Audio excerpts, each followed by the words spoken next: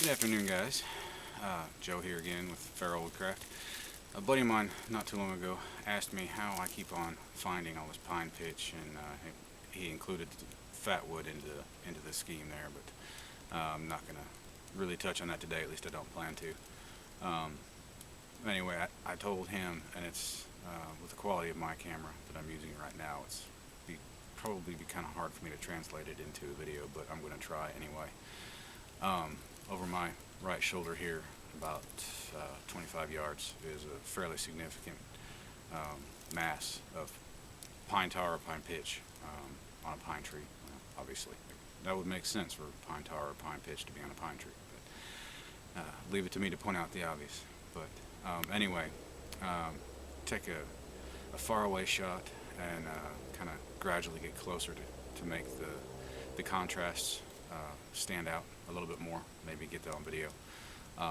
But as I explained to him, the short of it is this time of year especially, nature's filled, at least where I'm at, is filled with browns and variations or different shades of brown, gray, white. And the trick is just find those colors and shades, even though they may blend in, but find those colors and shades where they're not supposed to be normally. Let me get behind the camera and we'll zoom in and see if we can't show you what I'm talking about. Alright, pay attention to that pine tree right there. See in the center of your screen, there's a mass of white.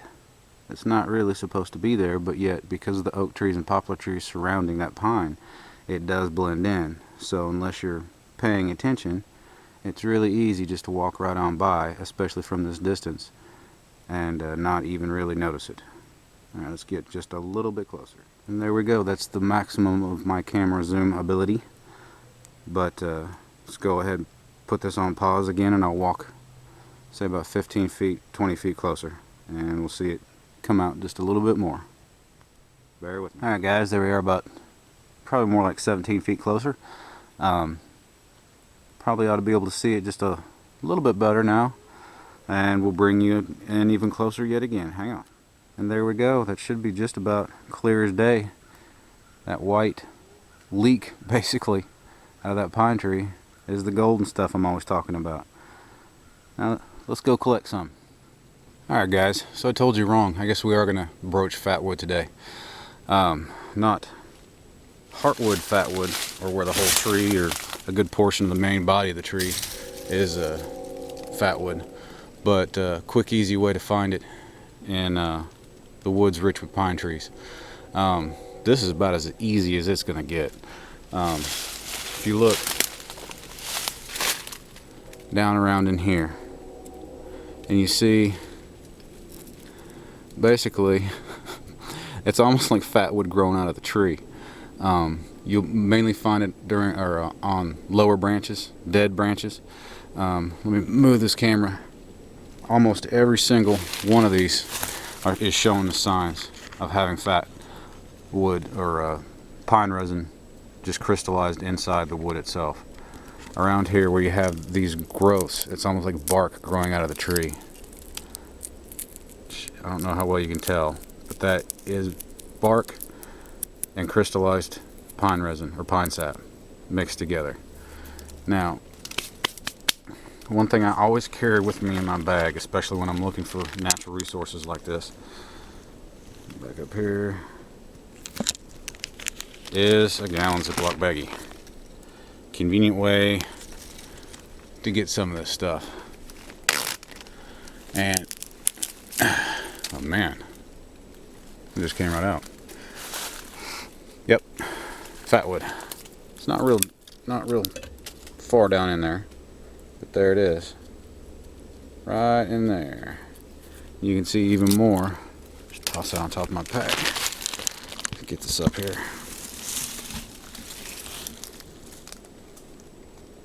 And focus, baby. Hopefully you can make that out. Okay.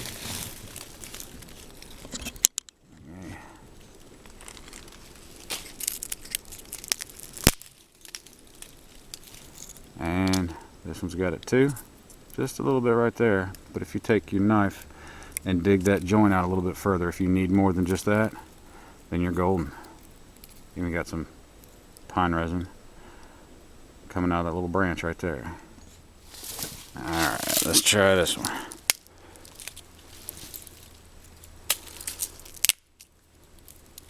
Yep. Right there in the center. Easy, almost foolproof way to find yourself little nuggets of fatwood here and there when you're just needing to start a fire right now or soon. Anyway, let's get some of this pine resin. Let's move around. Alright guys. Nothing too terribly exciting here. I brought you out here. Might as well make you a part of things.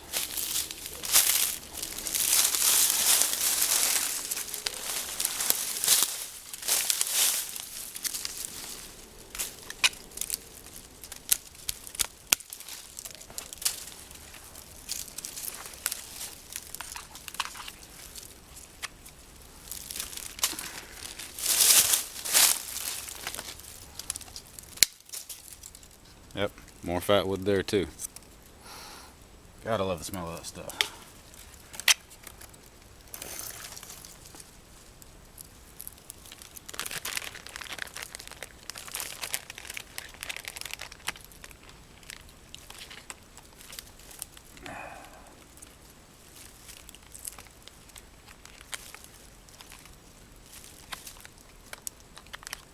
One thing I'll tell you for sure, cleaning your knife off after you do this is always interesting. I have honestly considered carrying a knife with the sole purpose of doing this and using it for nothing else because it is such a pain to get off. Man, I have never seen this before. Alright, I'm gonna bring you guys closer. This is like butter. Seriously, this is like cold margarine that you left out on the porch overnight.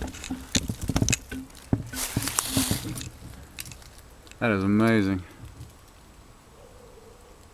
Huh. Wowzers.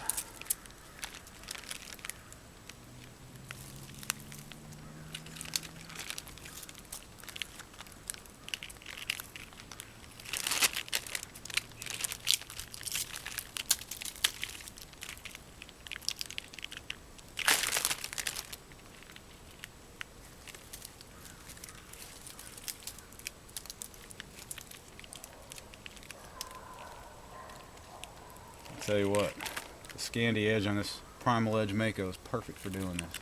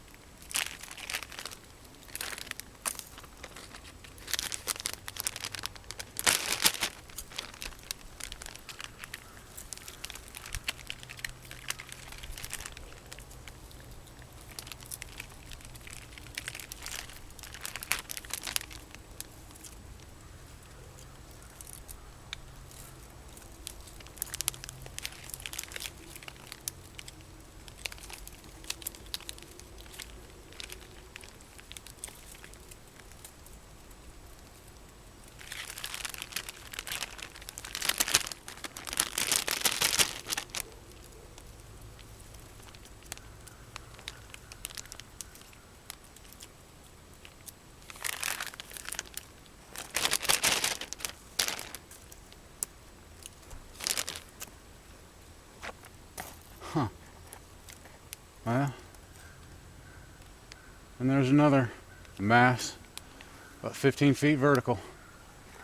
But I don't think I'm going to go after that.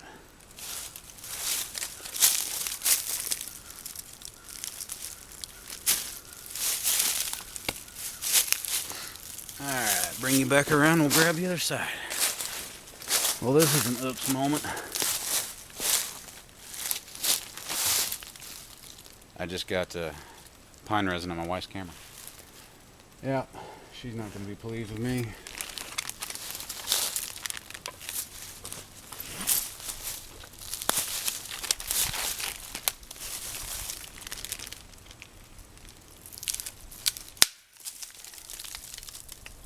and more fatwood.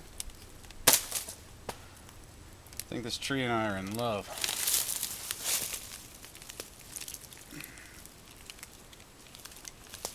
Look at that. That's, oh what? That much of nothing but pine resin right there.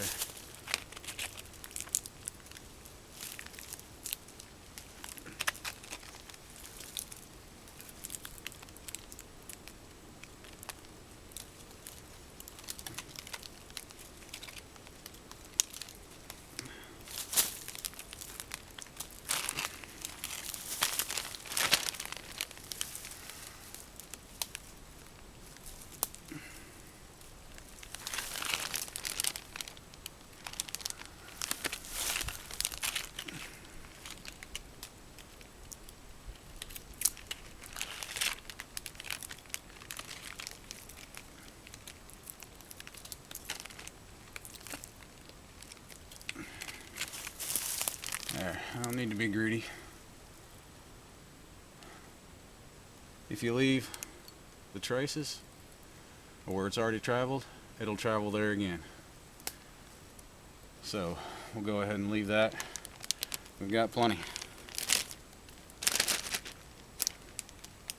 Package it up and ready for use, whatever we decide to do. Now the fun part, cleaning my knife off. Alright guys, well, like I said, the fun part is cleaning your knife off. This definitely makes a mess. Best way I have found when you're out in the woods and you don't have anything to clean it with, you know, like a bunch of paper towels or something, is to find yourself a punky tree and just stab that tree until two things are going to happen. It's going to wear off a little bit of that pitch, but it's also going to get punk wood stuck to the pine resin, which will kind of like act as a barrier between the pine resin and the inside of your sheath, so it doesn't resin up the inside of your sheath quite as bad. Anyway, once I get back to the house, which I live just right over there, I don't know, 75 feet, something like that. Well, 75 yards more like, but is lighter fluid, like what you'd put in a Zippo. It breaks the pitch down and it makes it fairly simple to clean off, and hey, you oil your knife while you're at it. So just kind of stick it in there.